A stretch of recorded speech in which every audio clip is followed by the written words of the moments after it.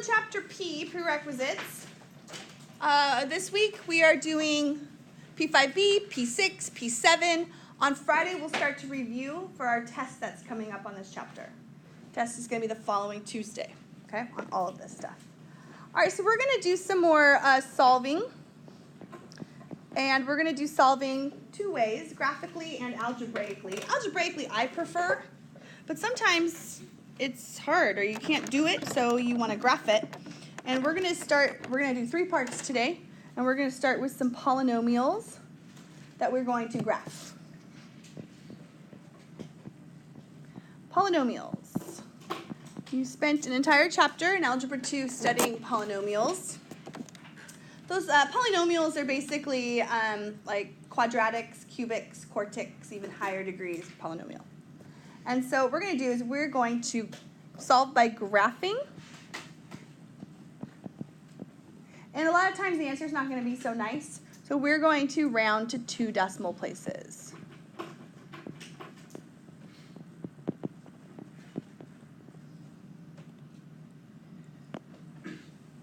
And there's kind of 2 ways to do these. Number 1 is if you have a function and you have some stuff on one side and some other stuff on the other side, you can set one of the sides equal to y1, the other side equal to y2, and find their intersections. Or you can bring everything over to one side and that equal y1, and y2 then would always be 0. So it's really up to you. I think in Algebra 2 we taught it as you bring everything over and set the other side equal to 0. So that's an easy way to do it. Here we go. Number 1. We're going to solve. 4x squared minus 20x plus 17 equals 0. All right, if that's factorable, you could factor it. If it's, you could use quadratic formula if you wanted to, but this says to solve by graphing. Now, the cool thing about solving by graphing, there's no work to be shown. I don't need the graph of it. Okay, I just need answers. So you're going to like that. So get your calculator out, and this is what we're going to do. We're going to plug this side of the equation in for y1, and we're going to plug in this side of the equation, which is just 0, in for y2. Okay? All right. So once you have graphed it on your calculator, and you have this, and you have that, and you have your 2 intersection points, your calculator will then, second trace, all that stuff, calculate the intersect. It'll give you one of the answers. So 1.09. Now to do the other one, because I need to now find that intersection, I'm going to do it again. I'm going to go back to second. And you might want to write this down. If you haven't done this before, you're going to go second trace, which is calculate number 5. Calculate number 5. And when you do that, if you just keep hitting enter, enter, enter for their series of questions, you're still going to find the one that we already found. So it's your job to now move the cursor over to the other one. So let me show you on my calculator. Sorry, I cannot show you on the video. So I go back to second trace, and I go to number 5. And before I say yes to their answers or their questions, I arrow over to the right so that I'm close enough. It doesn't have to be perfect, it doesn't have to be right on there, but that's pretty good. And then go ahead and answer their questions. Is this the first curve? Yes. Enter. Second curve? Yep. Should we guess? Sure. And then they give you the other answer, 3.91.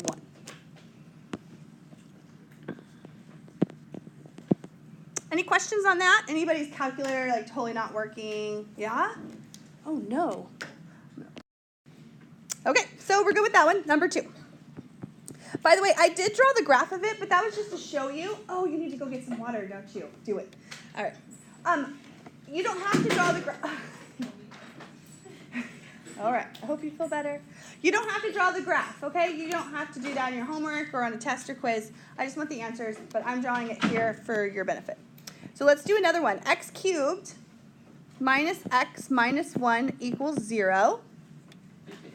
So go ahead and plug in this side is y1, and this side is y2. That's why it's kind of nice to do them the same way, like one side's 0, so you just leave that in your calculator. So when you graph this, you're going to go x to the third minus x If you are wondering how to get down from the third, x to the third, when you do the caret, just arrow over and it'll take you back down. And then -1, and the other one is 0. So when you graph this, it's going to be a cubic, and you might be kind of confused because you might have remembered that you should get 3 answers for this when you only got 1. Does anyone know why only 1 showed up? What are the other 2? There are 3 answers. What are the other 2? Imaginary, yes. Good job. Imaginary or complex. Yeah, that's why they don't show up on a real graph. They're not real numbers. So the only one that shows up is a real number. We're just looking at the answers that are real right now. We will do, don't worry, we'll do complex tomorrow. We're going to get into imaginary numbers again tomorrow. Okay, so there you go. You have the 2 graphs. You have y2 is 0, and the other one's the cubic, and you go to calculate the intersect. It's only 1 point. You could just hit enter 3 times super quickly. And x is approximately 1.3, you could say 1.33, 1.32, either way is fine. Okay? Approximation. Now, what happens if, last one of these, what happens if not everything's on the same side? Okay, and that's okay. If you had something like this, x squared minus 2x plus 6 equals 2x squared minus 6x minus 26. Now you can approach this one of 2 ways. You can either make this whole side y1 and that whole side y2. But what you're going to do is you're going to try and find the intersect of 2 parabolas. And that might be a little tricky. Okay? So I would suggest maybe taking all this stuff on this side and moving it over to join their friends on that side. So let's subtract x squared and add 2x and subtract 6. So that I will get 0 on one side. And I get x squared minus 4x minus 32. Okay. And now I'm ready to graph those as y1 and y2. Is that better? You like that better? Yeah? Good. Just a note on the video, kids shook their heads yes to say yes, they liked that way. Okay, good.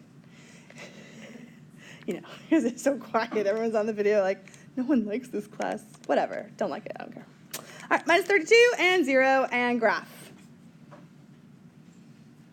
Okay, that's a really big parabola. Do you see what the y-intercept is? The y-intercept's negative 32. It drops down pretty low, but you can see both your intersections. So go ahead and find them right now, okay? Do this on your own. I'm going to pause this, and then enough of that. So when you did graph this, you got it, whoa, like that, and you hit calculate. And did you know this was factorable? It is. The numbers came out nice. What were the answers to this one? Negative 4 and 8. Beautiful. And look at, if you were to factor this, what times what's negative 32 adds up to negative 4 is negative 8 and positive 4. And when you solve for that, you get negative 4 and 8. So sometimes, I mean, I'd rather factor if it's factorable, but sometimes it's not. Okay, let's move on. Part B. How are we doing on time? Pretty good. Absolute value. We're going to do this algebraically and graphically. We're going to see how it works both ways, okay? So we're going to solve some absolute value equations. Yes, you did absolute value equations last year in Algebra 2. We're going to jump it up a notch, you know, like same stuff, but maybe harder, a little bit harder, a little more complicated. So let's start with an easier one, okay?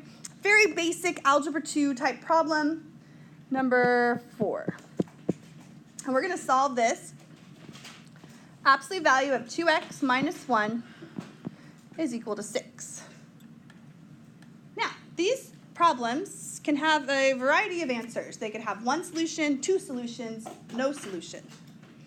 Okay. For this, what I'm going to do to solve this algebraically, I kind of think of this. I cover up the 2x minus 1, and I say, what can the inside of this absolute value be to give me 6? Well, it could be 6, because the absolute value of 6 is 6, but what else can it be? Negative 6. So I can say that this stuff inside of here could either be 6 if I took the absolute value of it and got 6, that would be 6. Or the inside could be -6. Do you remember doing this? A little bit? Yeah. Okay, add 1.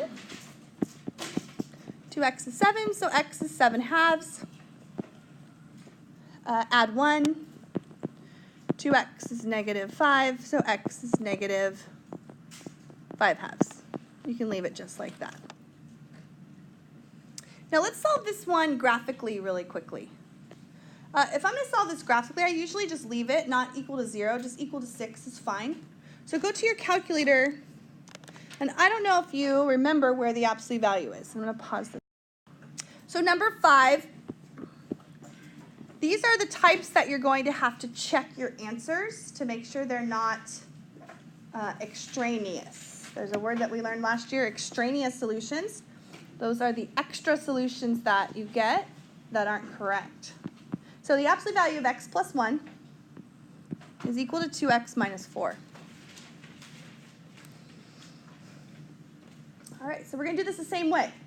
The stuff inside of here, this x plus 1, can equal 2x minus 4, just like how 6 could have been 6, because you take the absolute value, you still get 6. Or x plus 1 will equal the opposite of whatever's on the outside. And what's the opposite of 2x minus 4? Good, -2x plus 4. Okay, and now you've created 2 equations for yourself to solve. So let's solve them. I would start by subtracting x to get 1 equals x minus 4.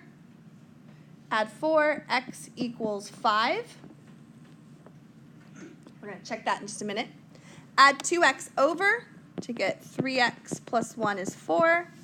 Subtract 1, 3x is 3, so x equals 1. Okay.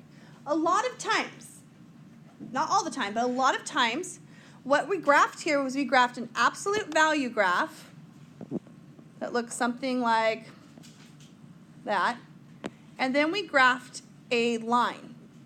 Okay, what is the line? 2x minus 4. So maybe the line looks something like that. And you get only one solution. But I got 2 answers here. Well, take a look. Plug 5 in over here and you get 6. Plug 1 in over here and you get -2. Can an absolute value equal a negative number? No. This one right here does not work. Okay, I want to see that you got it. And I want to see that you crossed it out because you checked it and it doesn't work. It's called extraneous. Fancy word. You don't need to know that word. We use it a lot, though. We'll do lots of equations that give us extraneous solutions.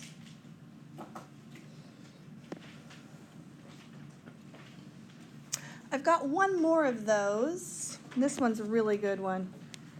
You're going to like it a lot. Number 6. This one's going to be an absolute value that includes a quadratic inside of it, too. Are you scared? Don't be scared. Don't. X squared, who said yeah, minus 3x is equal to -4x plus 6. That was my stomach. I just got hungry. All right, so there's two equations that you have to set up, just like we did in the last one.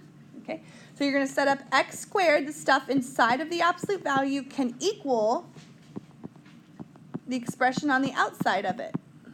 Okay. X squared minus 3x can equal -4x plus 6. And the other one would be the opposite. Hi.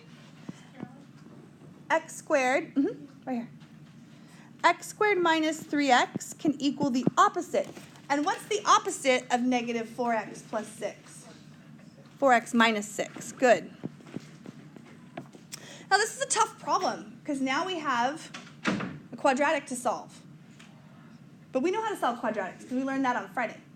So let's bring everything over to one side. I'm going to add 4x and subtract 6. I get x squared plus x minus 6 equals 0. And what's your favorite method? You know my favorite method of solving a quadratic, right? Is it the same as yours? Solve by factoring? Yes. I was going to say quadratic formula, but that's nobody's favorite. All right, so then you ask yourself, what times what's -6 adds up to +1? How about a 3 and a negative 2? So I get two answers for this, negative 3 and positive 2. I'm going to leave them for right now, and I'm going to check them in a minute. All right, this side, let's subtract the 4x over and add the 6. And you have no idea how great of a problem this is, because it's actually, it factors twice. It factors over here, then it factors over there. It's a really good problem. No, I did not make it up. All right, what's 6 adds up to negative 7 would be a negative 6 and a negative 1. So 6 and 1. Now, here's a really easy way to check to see if your answers are extraneous. Just check them on the side that doesn't have the absolute value. If I plug in negative 3, will I get a positive or a negative? I actually get a positive answer. So positive, that's great. But if I plug in 2, what do I get? I get a negative. So that one's bad. Over here, if I plug in 6, do I get a positive or a negative? I get a negative answer. And if I plug in 1, I get a positive answer. So my two solutions would be negative 3 and positive 1 for this. It's a parabola intersecting, a parabola inside of an absolute value, which looks a little different, intersecting a line. All right, last part. Part C. Okay, last type, and I have two problems to do. That's it, just 2 more. This would be solving radical equations. Solving radicals. Okay. So, number 7. We're going to solve this one algebraically. Maybe we'll solve it graphically if we have time. 10 plus the square root of x plus 2 is equal to 15. 10 plus the square root of x plus 2 is equal to 15. And we're going to solve this. All right, when solving radicals, you solved radicals last year. You want to isolate the radical. So your first step is to get rid of anything around it. So let's subtract 10 over to the other side. So you get rad x plus 2 is equal to 5. Now I want to get rid of that radical. What do you think I should do to both sides of the equation? Yes, square it. Do you remember doing this last year? Yeah. So square both sides, square and square. The square root and the squared cancel each other out, leaving me with x plus 2 equals 25. So x equals 23. Radical equations can have extraneous solutions, so make sure you just quickly check to see if it's okay. 23 plus 2 is 25. The square root of 25 is 5 plus 10. Good. All right, last one. I went through that one pretty quickly because that's just like an Algebra 2 problem that we did last year. I think you're okay with that. Number 8. Last one of the day. Let's do, this one's tough. Rad x minus 3 plus 5 is equal to x. Okay. So start by isolating the radical again. Okay, subtract that 5 over to the other side. I love solving algebraically. It's just so organized and structured, right? All right, subtract 5 over, just like the last problem. And now I'll go ahead and square both sides. Be careful, though. When you square this side, you actually have to FOIL, right? X minus 5 times x minus 5 is going to give you inside, outside. That's not equal to x squared plus 25. A lot of people will write that down. It's not. All right, the squared and the square root cancel each other out. This I FOIL out. If you know the shortcut, that's great. If you don't, you can actually write it out and do the FOIL problem yourself. That's fine. But the shortcut is this. You square the first term. The middle term is to take everything you see and multiply it together. X times negative 5 times 2. The middle term will give me negative 10x. And then I square the last term, which is positive 25. Shortcut. All right, so now, wait, I forgot to write a squared, didn't I? There you go, squared. That's fine. Sometimes I'll know that I made a mistake because some of your faces are like this. You did something wrong. Like, you want to say it, but you don't, but you can. It's okay. I mess up all the time. All right, so subtract x and add 3. So I have x squared minus 11x plus 28 equals 0. And now for me, I love to get the problems that are factorable. I don't like quadratic formula. Even on a test or quiz, if there's a complicated problem like this, probably the quadratic at the end will be factorable, probably. So let's go ahead and factor this. What times what's 28 adds up to negative 11? Yes, negative 7 and negative 4.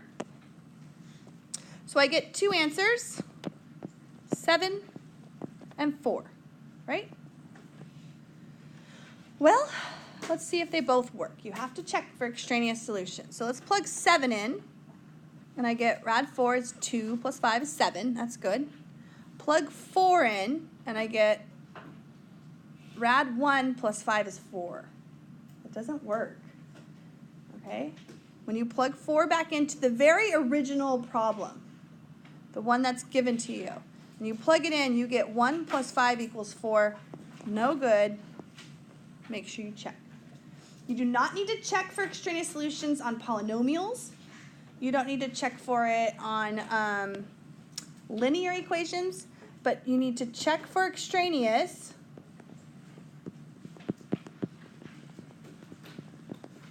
on absolute value and radicals. And the reason why is because the range is not all real numbers. The range is restricted.